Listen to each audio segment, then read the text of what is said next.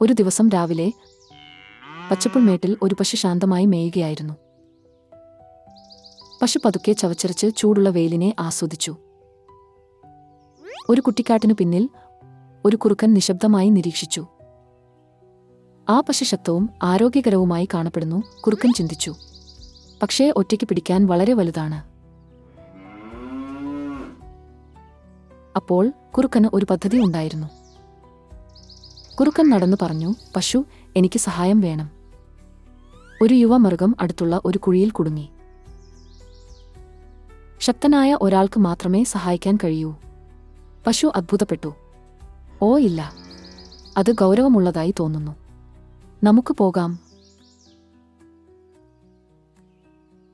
പശു കുറുക്കനെ പിന്തുടർന്ന് കാട്ടിലേക്ക് പോയി. അവർ കൂടുതൽ ആഴത്തിൽ നടന്നപ്പോൾ പശുവിന് ഉറപ്പില്ലെന്ന് തോന്നി. ദ്വാരം എവിടെയാണ്? പശു ചോദിച്ചു. കുറച്ചുകൂടി മുന്നോട്ട്, കുറുക്കൻ ഒരു കൗശല പുഞ്ചിരിയോടെ പറഞ്ഞു. പെട്ടെന്ന് പശു നിന്നു. കാട് നിശബ്ദമായിരുന്നു, വളരെ നിശബ്ദമായിരുന്നു. കുടുങ്ങിയ മൃഗമില്ല, ദ്വാരമില്ല. കുതിക്കാൻ തയ്യാറായി നിൽക്കുന്ന കുറുക്കൻ മാത്രം.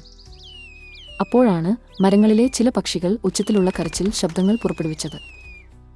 ആ ശബ്ദം കേട്ട് കുറുക്കൻ ഭയന്നു വിറച്ചു.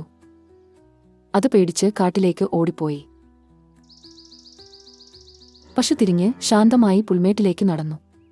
നടക്കുമ്പോൾ പശു ചിന്തിച്ചു, അടുത്ത തവണ ഞാൻ ഇപ്പോഴും സഹായിക്കും, പക്ഷേ ഞാൻ കൂടുതൽ ശ്രദ്ധാലുവായിരിക്കണം.